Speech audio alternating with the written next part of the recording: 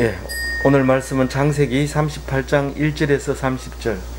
그 후에 유다가 자기 형제로부터 떠나 내려가서 아둘람 사람 히라와 가까이 하니라.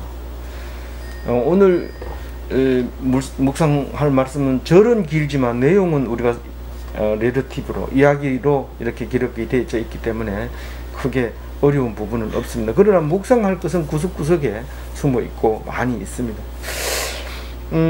그래서 한참 이게 자세하게 묵상하다 보면 지금 어디를 읽고 있고 이 이야기가 무슨 뜻인지 모르는데, 그래 자세하게 얘기하지 말고 전체적으로 얘기하고 나서 얘기하자, 이렇게 얘기를 할 때 오늘 이 출애굽기를 이 성경은 많이 얘기를 하지만은 출애굽기 아니라 어떻게 해서 이집트에 들어갔느냐 그 얘기부터 하자는 거죠.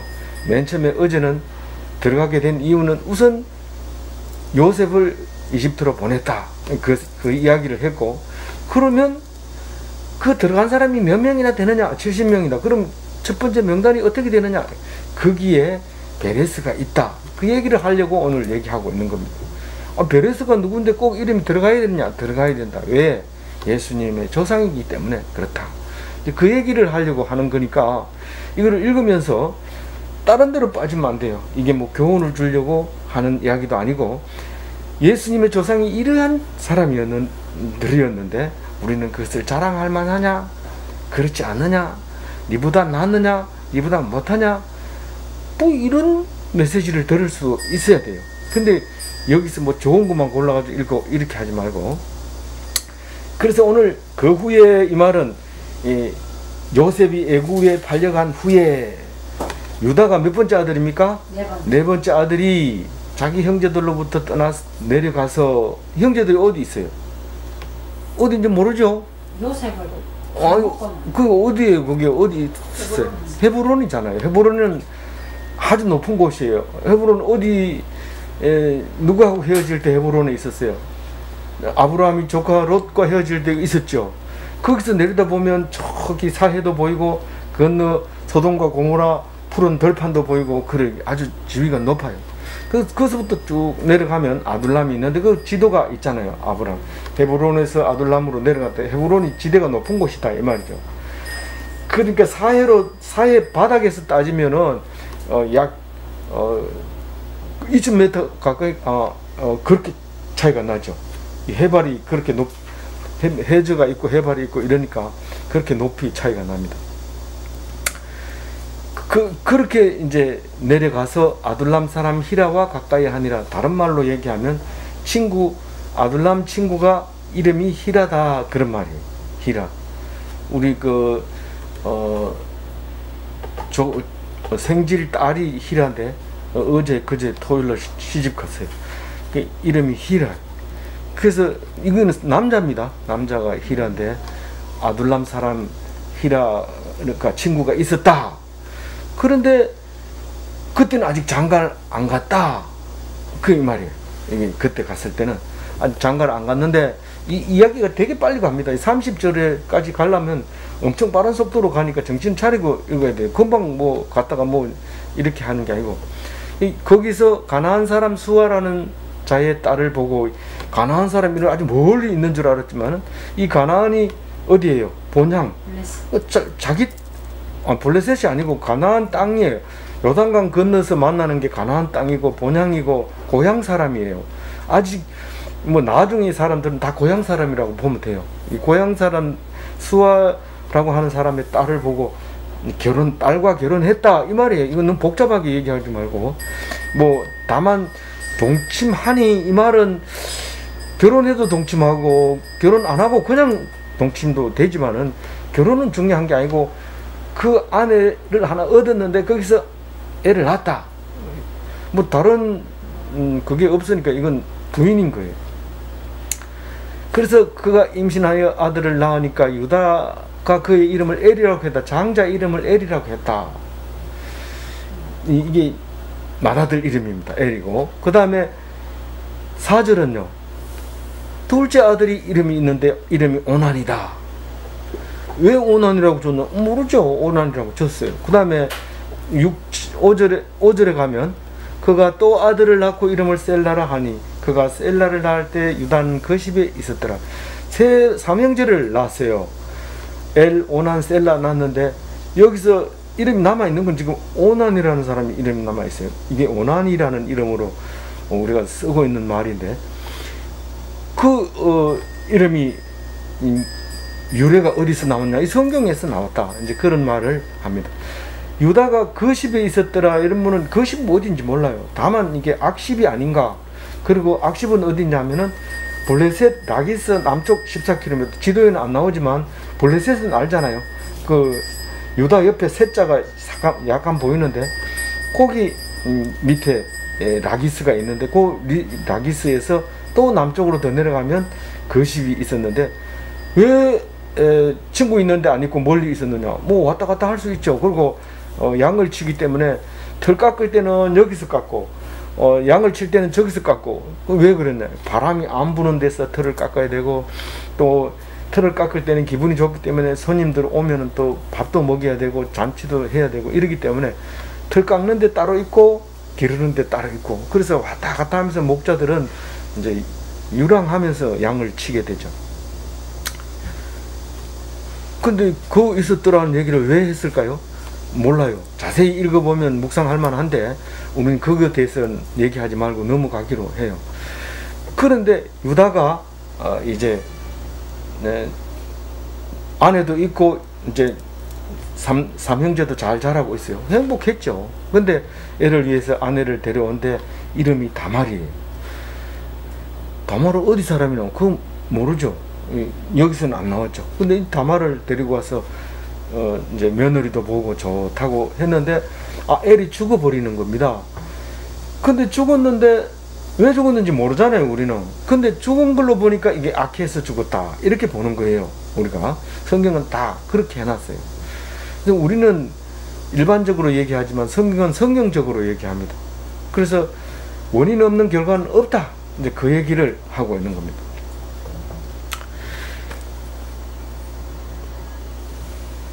그러니까 성경을 잘못 읽으면 가인과 아벨 이야기 할 때도 가인의 제사는 왜 받아주고 왜 아벨의 제사는 안 받아줬느냐, 반대로 얘기했나요? 가인의 제사는 안 받아주고 왜 아벨의 제사는 받아줬느냐. 성경은 아무 말도 안 하고 그렇게 해요. 근데 다만 거기서 얘기하는 것은 가인의 시기심이 발동하는 것 때문에 그런데 우리는 어떻게 하면 아벨처럼 제사를 드릴까 연구했는데 답이 안 나오는 거예요. 근데 1000년 뒤에 1500년 넘죠. 1500년 뒤에 예수님 온 뒤에 생각해 보니까 그게 이유가 있었더라. 아벨은 믿음으로 드렸고 가인은 믿음으로 드리지 않았구나. 결론이 딱 나오는 거예요. 그래서 믿음으로 드려야 제사를 받는다. 이거를 알게 되잖아요. 그래서 성경을 읽을 때 그것만 읽어가지고는 이야기 걷지도 안 하고 읽어도 이해도 잘 안 되고 그래서 덮어놓고 싶은 생각이 많이 드는 게 성경입니다. 근데 오래오래 읽고 앞에 읽고 또 2번 읽고 3번 읽고 이렇게 하다 보면 그게 이제 생각이 나는 거죠. 왜 그런지. 그래서 또 다르게 해석하는 경우도 있어요. 같은 말씀을 놓고 다르게 해석할 수도 있는데 얼마든지 할 수 있는 건데 뭐 다양하게 할 수 있느냐 그렇게 말할 수는 없지만 어쨌든 그럴 수도 있다는 거예요. 성경 말씀은. 그래가지고 엘이 죽으면은 어떻게 돼요? 형사 치수, 형수가 죽으면 형이 죽으면 형수를 취하는 게 형사 치수인데 그게 둘째의 의무입니다. 제일 가까운 게 둘째이기 때문에 그거는 이제 기업을 이어줘야 되기 때문에 아들 없이 죽었기 때문에 들어가서 아들을 낳아줘야 돼요. 그게 고엘 제도예요. 만약 형제가 아무도 없으면 뭐 시아버지라도 들어가야 되는데 뭐 아무리 옛날이라도 그렇게는 안 했던 것 같아요. 근데 이 다말은 그렇게 생각합니다.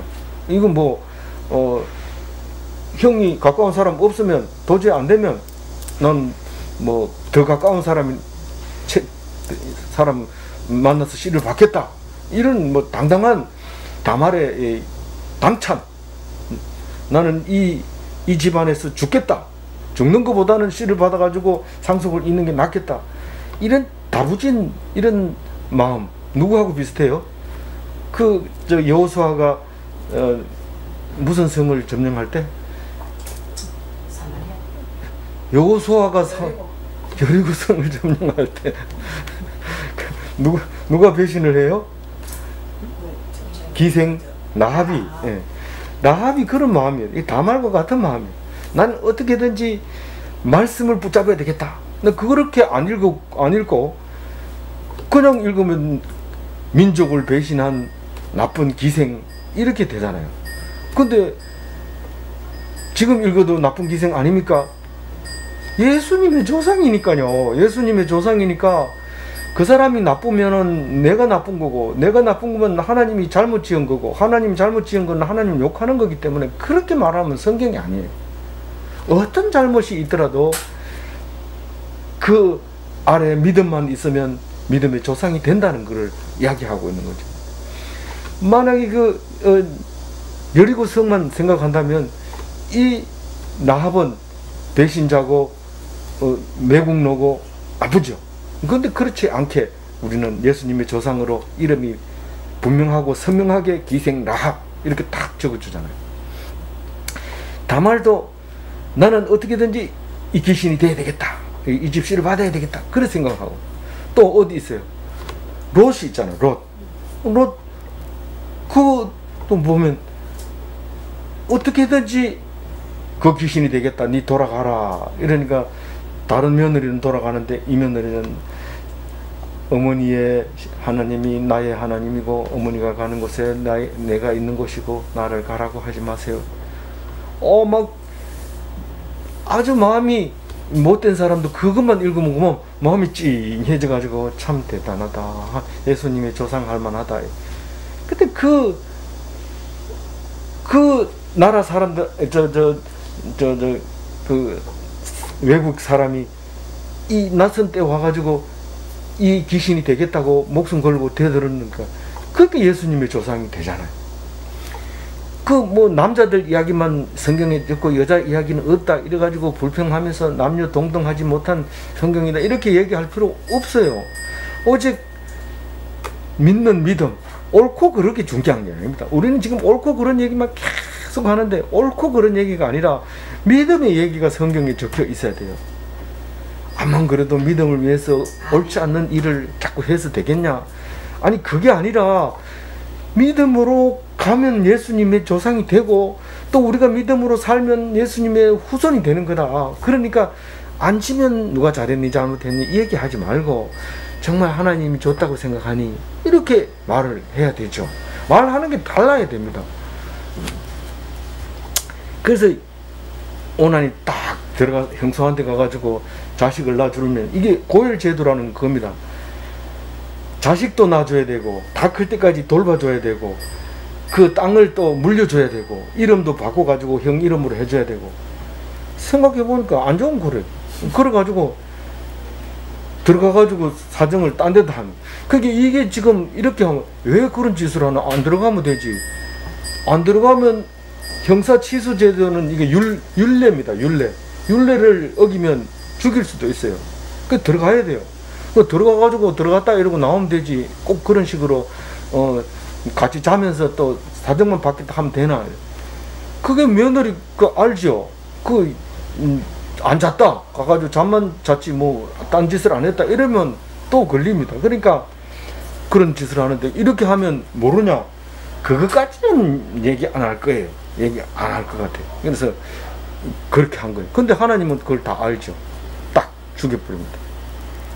그래서 옛날부터 이제 그 남자가 그렇게 하는 걸 오난이라고 이제 말을 하죠. 그래서 이제 이 9절 읽어볼까요? 오난이 그 시가 자기 것이 되지 않을 줄 알므로 형수에게 들어갔을 때에 그의 형에게 씨를 주지 아니하려고 땅에 설정하라. 10절 읽어주세요. 그 일이 여호와가 보시기에 악함으로 여호와께서 거둬 죽이시니. 예, 그거를 율법을 지키라고 하면 형식으로만 이렇게 지키고 실제로는 이건 모르겠지. 말 안 하겠지. 남들은 모르겠지. 그리고 딱 하면 하나님이 딱 잡아버립니다. 딱 잡고 는 죄다. 죄가 있는 거다. 그래서 죄의 삭선 사망이요 하나님의 은사는 그리스도 예수 우리 주 안에 있는 영생이니라. 이 영생은 선물, 은사는 선물이거든요. 참 선물을 많이, 그 사람은 참 좋은 은사를 받았다. 이 말은 하나님한테서 좋은 선물을 받았다. 이런 뜻입니다. 그 선물로 받은 것은 선물로 우리가 영생을 받은 거예요. 우리가 열심히 노력한다고 영생하는 게 아닙니다. 야, 교회 열심히 나와야지 안 죽고 오래 살아. 그게 영생하는 길이야. 사망에 가지 말고 영생 길로 와라. 이렇게 하지만 사실은 그게 선물로 주는 거지 결코 노력으로 교회 열심히 나간다고 영생 주는 거 아닙니다. 그 얘기가, 그래 죽는 거 보면 이거는 죄 때문에 죽었다 하고 결론을 내려주는 거죠. 근데 오난이 죽으니까 결국은 그게 죄가 되는 거예요. 그래서 그런 행위를 하면 죽는다고 성경에 나와 있잖아. 그리고 딱 보여주면서 아니 말해 이러면 그 젊은 청년들이 그 오난이 때문에 그 죄의식을 가지고 곤란해 하는데 그거 얘기하면 안 됩니다. 왜냐하면은 이거는 지금 죄의 결과는 사망이다. 그러니까 그 죄가 율례를 거부했는 오난이 그 덕죄 때문에 죽었다. 이렇게 말함으로써 그렇게 물고 나가는데 성경은 오직 은혜지 율법을 지켰냐 안 지켰냐 그게 있는 게 아닙니다. 안식일을 지키라고 해가지고 죽은 사람 하나도 없습니다. 모세가 율법을 좀 잘 지켜보려고 안식일 안 지킨 사람 죽이다가 사람들이 막 떼거리 일어나서 니만 하나님이 있고 우리는 하나님이 없느냐 이래가지고 모세가 기도해가지고 고라 자손을 땅 밑으로 끄적버렸잖아요. 그리고 이후에는 안식일 때문에 사람 죽은 거 없습니다. 근데 제일 중요한 게 율법 중에서 안식일을 지켜라 그 얘기를 합니다. 우리가 율법이라고 하는 것은 은혜를 주려고 율법을 주는 거지 사람 잡으려고 율법을 준 게 아닙니다. 우리가 율례를 주는 형사치수의 율례를 주는 것은 그 다른 집안보다가 은혜가 되고 여자가 들어오면 그냥 그 과부로 늙어 죽고 자식 없이 죽는 것을 아주 나쁘게 생각하고 옆에 사람이 힘들게 하니까 다 세 형제면 세 형제 다 여자들이 잘 살아서 자식을 많이 놓고 번성하게 하기 위해서 그런 법을 만들었는데 그걸 거부하게 되면 결국은 죽음밖에 없다는 사실을 말하고 있는 거예요. 하나님을 믿어도 사람은 안 믿어. 사람하고 하나님하고 분리를 하는데 지금 하나님하고 사람하고 맞먹으려고 얘기하는 겁니까? 하나님과 사람은 분리할 수가 없어요. 하나님이 하는 게 전부 사람이 하는 게 전부 하나님이 하는 거예요. 그러니까 그런 말 하면 안 돼. 그러니까 율례를 지켜야 돼요, 안 지켜야 돼요? 지켜야 돼요. 나는 하나님 말씀만 듣는다. 이렇게 하면 안 되는 거예요. 그렇게 하면 오난이가 돼버린 거예요. 11절 읽어야 됩니까? 네. 예, 11절 시작. 그가 그의 며느리 다말에게 이르되 수저가 내 아버지 집에 있어 내 아들 셀라가 장성하기를 기다리라 하니 셀라도 그 형들같이 죽을까 염려하니라. 다말이 가서 내 아버지 집에 있으니 이 유다가 갑자기 걱정이 턱 되는 거야. 맏아들 죽은 것도 다말이 저게 좀 뭔 일이 있는지 모르지만 그게 남자를 힘들게 해서 너무 지쳐가지고 죽은 거 아닌가 뭐 이런 생각도 해보고 둘째가 들어가가지고 그만 죽어버렸는데 이유를 모르는 거예요. 이 아버지 입장에서는 모르는 거예요. 밤에 가만히 하는 짓은 우리가 알 길이 없어요.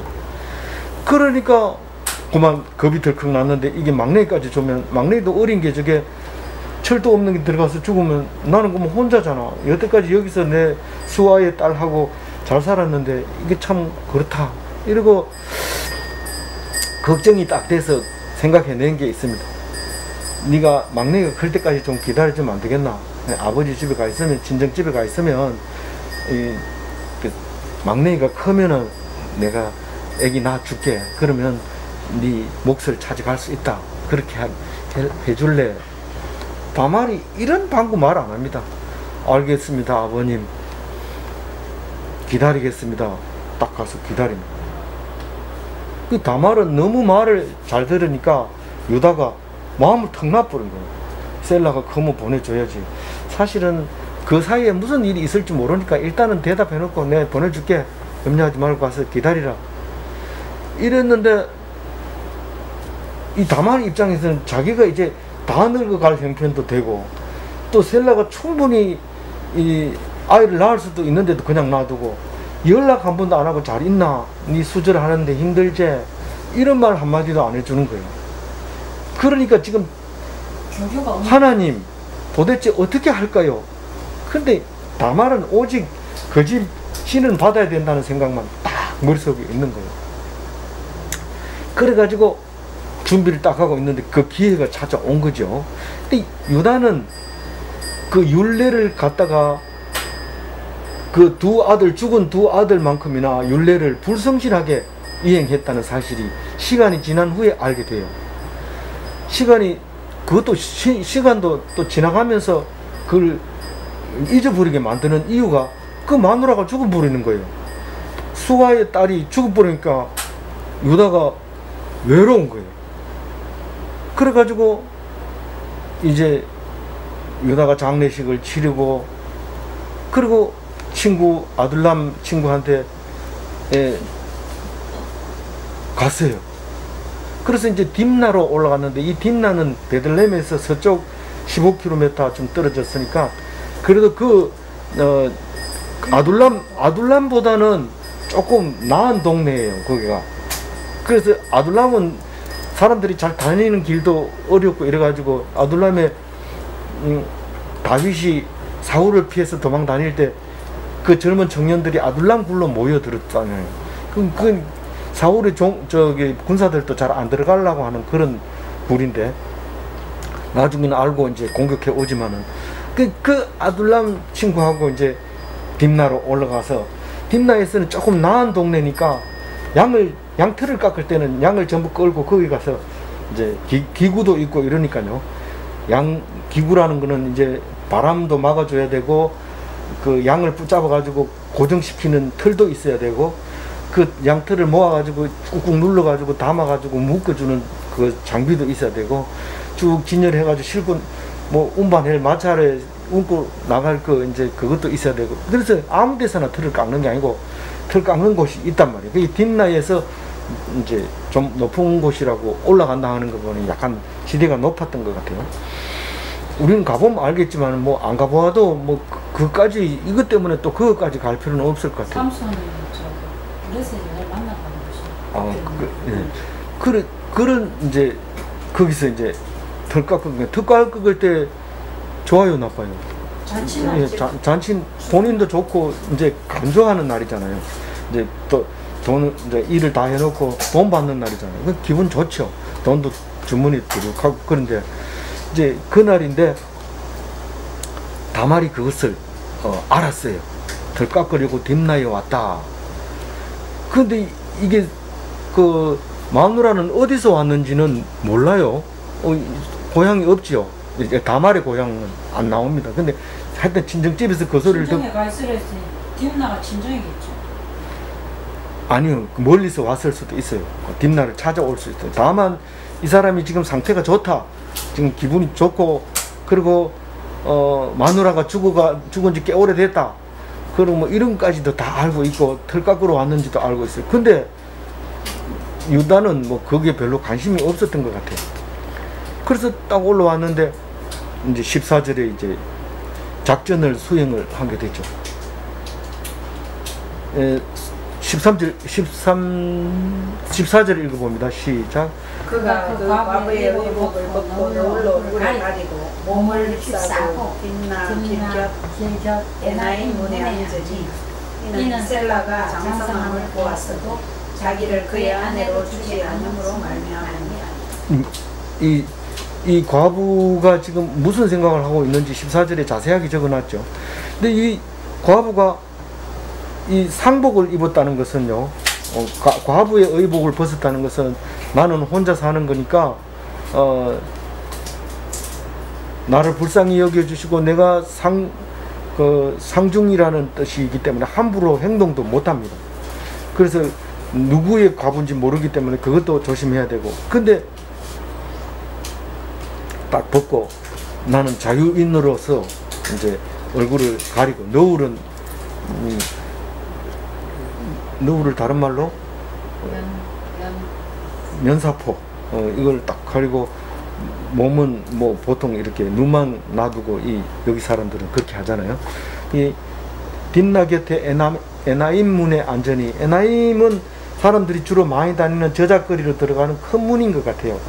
여기가 에남 방향의 문, 그런 문 앞에 가면 뭐 청량리 여기에 딱 내리면은 예쁜 아가씨가 가까이 옵니다. 그러면 딱 팔짱을 끼면서 오빠 자고 가 이럽니다. 요새는 청량리 여기 안 내려봐서 그런데 저 강원도에서 쫙 차를 타고 오면은 그렇게 하는데, 이게 이제 그런 많이 다니는 문 입구가 에나임 청량리역 뭐 이런 정도로 생각하면 되죠. 이는 그렇게 해서 이제 딱 이제 하는데, 얼굴을 가렸으면 유다가 그를 보고 창녀로 여겨.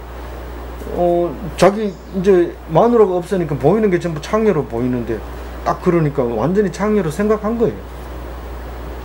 그래서 그 겉으로 이렇게 바깥으로 여러 사람들 있는 데서 붙잡아서 저 여관 구석으로 데리고 갑니다. 길 곁으로 그에게 나아가 이르되 청하건대 나로 내게 들어가게 하라 하니, 그의 며느리인 줄을 알지 못하였습니다. 그가 이르되 당신이 무엇을 주고 내게 들어오려 하느냐. 오빠 자고 가세요 이랬을 때 오늘 밤 자도 되겠냐 이러면 예스 이러는데 돈 있냐. 그때는 이제 현금도 있을 수도 있었는데 목자들은 현금을 가지면 위험합니다. 될 수 있으면 맨몸으로 다녀야지, 그 주머니에다 돈을 넣어놨다가는 그 돈 뺏어가려고 사람 죽입니다. 그러니까 돈 같은 건 안 가지는 게 좋아요. 근데 주로 이제 도둑은 이제 늑대나 뭐 이런 그런 그가 무섭기 때문에 지팡이하고 막대기는 꼭 필요하거든요. 이게 지팡이, 막대기는 대포처럼 멀리까지 장거리를 쏘는 거고, 막대기는 이 단거리 권총처럼 쏘는 거 필요한 그 무기 두 가지 다 있어야 돼요. 그런데 여기서는 그것만 있으면 되는데, 막대기와 지팡이만 있으면 되는데, 들어가서 뭐 낼래? 돈 뭐 낼래? 이러니까 뭘 준다고 그래요? 17절 읽어봅니다. 그가 이르되 너가 내 떼에서 염소 새끼를 주. 그가 이르되 남친이 그것을 줄 때까지만 몸으로 주겠느냐. 네. 이게 원래 정신을 바짝 차리고 있어야 되는데, 자기가 수주를 해야 되는데 지금 자기가 그래 못하고 있거든요. 그래서 염소 새끼를 준다 하는데 뭐 염소 새끼 옆에 놔두고 같은 방에 잘 수 있나요? 그러니까 없으니까 염소 새끼 내가 갖다 줄 테니까 오늘 잠 안 되겠나요? 그러면 담보물을 달라. 이 담보물이 유가 정권입니다. 갖다 주면 돈 바로 나와야 돼. 그래서 써주는 거죠. 이게 써주는 건데, 유다가 내가 주겠다. 내가 내 몸에 지니고 있는 것은, 사실 나이가 좀 많으면요 몸에 지니고 있는 게 아주 중요합니다. 뭘 쓰고 다니든 안경이 없으면 막 찾고요, 마스크 없으면 그 자리에 없으면 성질 내고요. 그 주머니에 있는 것 늘 차고 다니는 게 있어야 마음이 편안하지. 그래도 성질 잘 냅니다. 이게 지공파가 되면은 성질이 잘 납니다. 근데 이게 그냥 온몸에 있는 거 다 주는 거예요. 도장, 끈, 지팡이는 목자로서 필요한 거고, 도장은 이게 인감 도장이거든요. 이 다른 사람한테는 필요 없지만 자기한테는 이게 자기 목숨과 같은 거예요. 이거 도장 찍혔다 이러면 자기가 했는 거기 때문에 아주 중요한. 도장을 찍어놔야죠. 그런 도장과 끈은 이게 이제 뭘 묶는 데도 쓰지만, 이게 장식용으로 들고 다닐 수도 있어요. 이게 그리고 실제로 끈은 요긴하게 쓰지만, 이 끈만큼 참 끈아풀 같이 이 끈이 중요한 게 있죠. 끈이 작지만은 하는 일이 많습니다. 그리 중요한 소지품을 내가 줄 테니까, 그러니까 이게 양보다가 염소 새끼보다가 비쌀까요, 쌀까요? 이게 훨씬 비싸요. 도장, 끈 이거 만들기가 어려워요. 지팡이도. 이 염소 새끼는 뭐 별에 놔두면 자동으로 생기는 건데, 그래서 이것을 주고 이제 들어가서 임신을 했어요. 아직 젊었던가 봐요. 금방 임신했어요. 하루 저녁에. 19일 날 그것도 쌍둥이를 임신했어요. 하루 저녁. 그 마누라가 죽은 지 오래됐던 것 같아요. 19절을 읽어봅니다. 그가 일어나 떠나서 그 노를 벗고 과부의 의복을 도로 입으니라. 아무 일이 없었던 것처럼 탁 입 싹 닦고 그냥 갑니다. 이거는 전도서에도 나오죠. 모르는 일이 있는데 배가 지나가는 길을 모르고 여자가 자고 가는 그 길을 모른다. 이런 말이 있어요. 입을 싹 닦았다는 거예요. 그래서 이제 유다가 예수의 할머니가 되는 거예요. 다말이 예수의 할머니가 되는데, 그 이제 이야기의 마무리를 지어야 되잖아요. 20절 읽어봅니다. 시작. 유다가 그 친구 아둘람 사람에게 부탁하여 염소 새끼를 보내고 그 여인의 손에서 담보물을 찾으려 하였으나 그가 여인을 찾지 못하니라. 만약에 그게 그냥 그걸 주고 안 찾아와도 돼. 안 찾아도 되는데, 남들 보기에 안 찾는 게 오히려 더 나은데, 그래도 그게 새로 도장 팔라 그러니까 그렇고, 여러 가지로, 그래서, 야, 아둘람 친구, 니 좀 찾아주면 안 되겠나? 알았다. 염소 새끼 한 마리 갖다 주면 되지? 네, 알았다. 그 염소 새끼를, 유다가 줘서 가져간 게 아니라 아둘람이 알아서 염소 새끼를 끌고 여인을 찾으러 갔어요. 근데 못 찾아요. 왜 못 찾아요? 창녀가 없기 때문에. 그래서 사람들한테, 야, 에나임 곁에 창녀가 있어가지고 있다고 소문을 들었는데 그 어디가 있나? 가면 찾나? 이러니까 여기는 그런 창녀 같은 거 없다. 이 동네를 어떻게 알고 당신들이 그런 식으로 얘기하냐? 없다. 이렇게 얘기한 거예요. 그래가지고 유다한테 가가지고, 야, 못 찾겠더라. 거기에 다 붙들고 물어봤는데 여기에 그런 사람이 있어요. 안 그래도 그런 사람 찾고 있는데 있으면 연락 좀 해주세요. 이렇게 23절 읽어봅니다. 시작. 그것을 가지게 두라. 우리가 부끄러움을 당할까 하노라. 내가 이 염소 새끼를 보냈으나 그대가 그를 찾지 못하였노라. 거기 이렇게 몸파는 일이 3000년 전부터 지금까지 여전히 있지만, 그렇게 하는 것은 부끄러운 일이라고 생각을 하고 있습니다. 그래서 유다가, 야, 그거 찾으려 하다 우리 얼굴에 똥칠하겠다. 그거 얘기하지 말고 이 다물고 있어라. 그거 도장 새로 파면 되지. 그 지팡이 어제 좋은 나무 하나 구해놨다. 내 지팡이 새로 만들게. 입 띄지 말고 가만히 있어라. 내가 안 그래도 염소 새끼를 주려고 했는데 그거는 내가 잘못이 아니고 못 찾는 거 어떻게 하겠냐. 그리고 네가 못 찾았지 않느냐. 그러니까 네 알아서 그 염소 네 가져라. 이렇게 얘기를 한 거.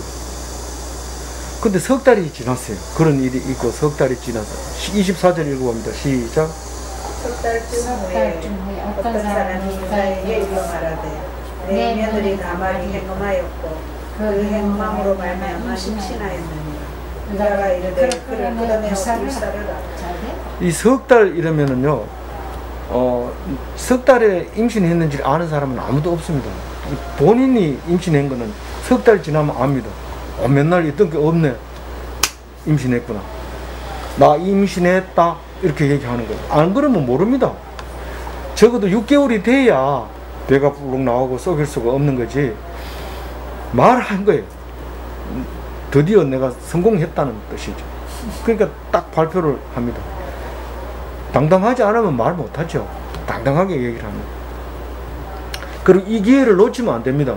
왜냐하면 만약에 이 석 달 된 뒤에 말을 하면 언제 그랬느냐, 몇 달 됐느냐, 이거 따지면은 자기가 오리발 내밀 수 있기 때문에 석 달이 딱 됐을 때 발표를 딱 한 거예요. 그래서 이게 유다가 누가 와가지고 얘기를 해준 거, 일부러 당신 며느리 임신했더라. 누가 그러더냐, 왜 네가 나한테 와서 말하느냐, 막 이렇게 따져보면 대충 느낌이 올 텐데, 이거 아무 생각 없이 유다가 내가 수절하라고 보냈더니 임신을 해. 이것은 율법에 의하면 죽여야 된다. 끌어다가 돌로 쳐 죽여야 된다. 이거는 이 사람은 아예 돌로 쳐 죽이지 말고 불태워줘. 화형을 하라. 그런 얘기야. 와, 자기는 우리가 보통 이렇게 하기가 쉽습니다. 이 자기의 명령은 지켜야 되고 자기는 별로 생각을 안 합니다. 거기에 대해서. 그런 유다였어요. 그래서 죽이려고 하는데 이제 집행하는 거죠. 이제 뭐 시아버지가 하는 건 뭐 명령에 따른 그게 그 집에서 총살도 하고 지금도 여전히 이게 그대로 전해져 내려옵니다. 무슬림에서는. 그래서 여자가 뭐 갑자기 결혼 안 하는 여동생이 임신을 하면 오빠가 가서 쏴 죽이고 이렇게 하는 거죠. 이게 그 얘기거든요. 그러면 만약에 이게 그렇다면은 화형을 시켜라 하기 전에, 화형시키기 전에 조사를 해야죠. 누구, 남자가 누구냐 이런데 무슬림에서는 지금도 마찬가지. 무슬림이 이 성경을 굉장히 도와주죠. 이게 말도 안 되는 것 같지만 무슬림 지금 현재 살고 있는 사람들이 그대로 얘기합니다. 여자가 간음하다 걸리면 여자만 죽입니다. 남자 누가 그랬는지 얘기를 안 합니다. 예수님 시대 때도 여전히 그랬어요. 남자가 건드려 놓고는 여자가 죽임을 당하고 그게 간음죄의 특징이었어요. 그때 당시에. 지금은 안 그렇죠. 지금은 뭐 끝까지 밝혀내고 말지만은. 그래서 이제 끌려 나갑니다. 여인이 끌려 나와서 화형장으로 이제 향하고 있죠. 그런데 목숨 걸고 물건 3가지는 챙기고 있어요. 도장과 끈과 지팡이를 탁 손에 들고 내가 이제 수절하지 못해서 죽습니다마는 남자는 누군지 알아주세요. 그리고 이 형 집행관에게 유다에게 딱 줍니다. 이 사람이로 인해서 내가 임신을 했습니다. 탁 이렇게 얼굴 색이 싹 변하는 거죠. 야, 이거 큰일 났다. 이게 우회된 거야.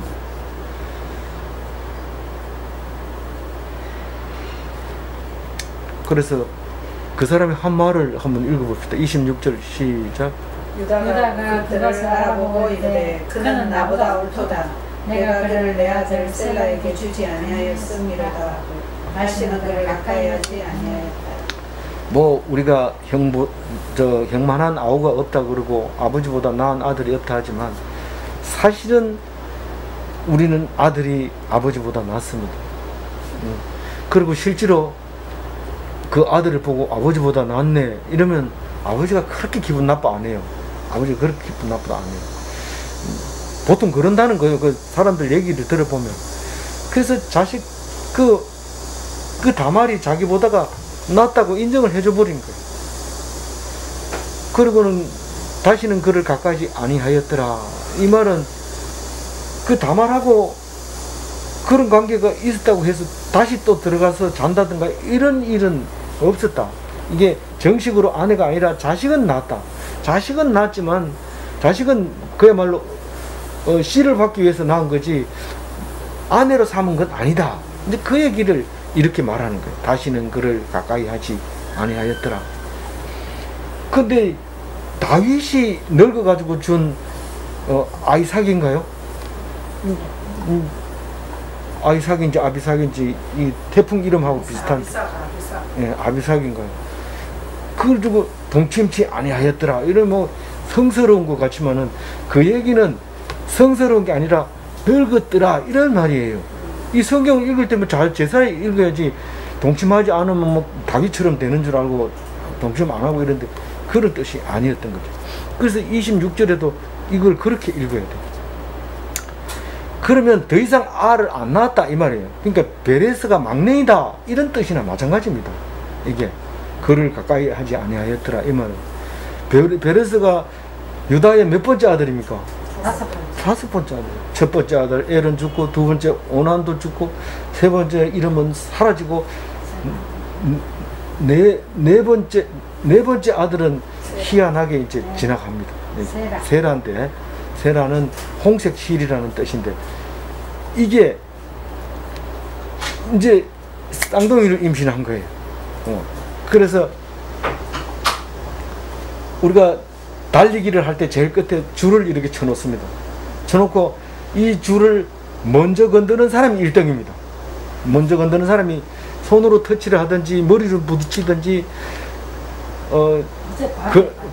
건들기만 하면 1등입니다. 먼저 나온 겁니다. 근데 먼저 나온 게 아니라 그러니까 손 닿는 것이 1등인데 2등이 1등을 손하고 관계없이 밀쳐버리고 자기 몸으로 그 줄을 튕기고 나옵니다. 그럼 누가 1등입니까? 발이 들어간 게. 그게 몸으로 그 줄을 튕기고 나온 게 1등인데 원칙적으로는 손이 먼저 닿은 게 1등입니다. 그래서 장자는 이름이 뭐예요? 세라고, 먼저 나온 게 세라고 동생은 베레스입니다. 그러나 실제로 나온 것은 베레스가 먼저 나왔습니다. 손만 내밀어 가지고 안 된다. 손만 내밀면 장자는 맞다 이러고 빨간 홍색 실을 그려주는데, 이게 쌍둥이를 낳을 때 특히 산파가 역할이 중요합니다. 이게 순서를 바꿔놓으면 형 동생이 바뀌어버릴 수가 있어요. 그래서 먼저 나올 때는 꼭 홍색실을 손에다 매주지 않으면 이게 형인지 동생이 바뀔 수 있으면 동시에 나왔기 때문에. 근데 이 산파는 잘한 거죠. 손만 내밀었다고 여기에 맞이다, 먼저 나왔으니까 맞이다 하고 홍색실을 매놓는데 이 손이 들어가야만 몸이 빠져나옵니다. 그래서 이거 손을 쑥 집어넣고 나오는데 왜 터뜨렸다고 얘기를 할까요? 이게 산도를 터뜨리고 나와야지 되지 그냥 그대로 있으면 못 나옵니다. 그래서 터뜨리고 나온 것은 베레스지 결코 이 세라가 아니다 말이에요. 그래서 먼저 나왔지만 이것은 둘째다 그런 뜻이에요. 그러나 터뜨리고 나왔기 때문에 이름이 베레스다 그렇게 불렀는 거예요. 그래서 원칙대로 하면은 손이 이렇게 나오면은 이놈이 장자다 그리고 아우를 밀어넣고 손 내밀은 놈을 끄집어내야 되는데 그래 못합니다. 그 애기 낳을 때는 그 사람이 마음대로 해놓으면 산모가 죽어버려요. 제가 염소 새끼를 그렇게 죽인 적이 있거든요. 강제로 잡아당겼더니 죽어버려요. 그 너무 가볍게 얘기해서 죄송합니다. 그러니까 하여튼 그래 됐어요. 그래서 홍색실이 있는 자 이름이 세라고, 먼저 터뜨리고 나온 사람 이름이 베레스입니다. 그래서 이 베레스가요, 예수님이 조상이지만 여기 이집트 들어갈 때 22살이고 거기 9살짜리 아들이 헤스론이 있어요. 그럼 13살의 아기를 낳았다는 거예요. 이 베레스가. 희한한 일이 있죠. 그게 어디 있는 거예요? 우리 첫날에 봤잖아요. 첫날에 이 이름을 보면 헤스론이 베레스의 아들인데 베레스가 22살에 입애굽을 하고 헤스론은 9살에 입애굽을 한다 하는 게 나와 있어요. 그 나중에 또 기회가 되면 보일 수 있겠죠. 그래서 이것은 무슨 뜻이냐? 30절 말씀은 장자권은 장자가 맞는 게 아니라 천국은 바른 자의 것이다. 무조건 나가는 게 중요한 것이 뭐 손을 먼저 닿았다고 해서 장자가 아니다. 그래서 육적인 장자가 아니요 하나님이 주신 선물로, 하나님이 주신 약속으로 장자가 되는 것입니다. 그래서 상속권의 소유자가 되는 겁니다. 상속권은 하나님 말씀입니다. 하나님을 가지고 하나님을 물려주고 그게 상속을 가진 장자인데, 만약에 하나님으로부터 내가 아무 공로 없이 장자가 되면 그걸 기독교인이라고 얘기해요. 기독인, 이 사람은 기독인이다. 뭐 그동안 지나간 많은 일이 있었지만 그것 때문에 하나님 아들이 되는 게 아니라 하나님이 선물로 주는 거, 값없이 받은 거. 그래서 나 장자의 행세를 하면 그 사람이 기독인이다. 그래서 전부 다 그런 기독인이 다 되시기 바랍니다. 예, 기도하겠습니다. 하나님 감사합니다. 우리에게 말씀을 주실 때에 너의 행위가 잘했다 잘못했다가 아니라 너의 행위가 그렇게 못됐는데, 그렇게 별 볼 일 없는데 하나님의 자녀로 삼아 주겠다 하는 말씀인 것을 믿고 감사합니다. 비록 우리에게는 이름도 없는 그런 사람일지라도 하나님께서 선물로 천국을 주시고 왕같은 제사장으로도 살게 해주심을 감사하며 예수님 닮은 삶이 되어서 멋진 그리스도인으로 살 수 있게 하여 주옵소서. 감사하고 우리 주 예수 그리스도 이름으로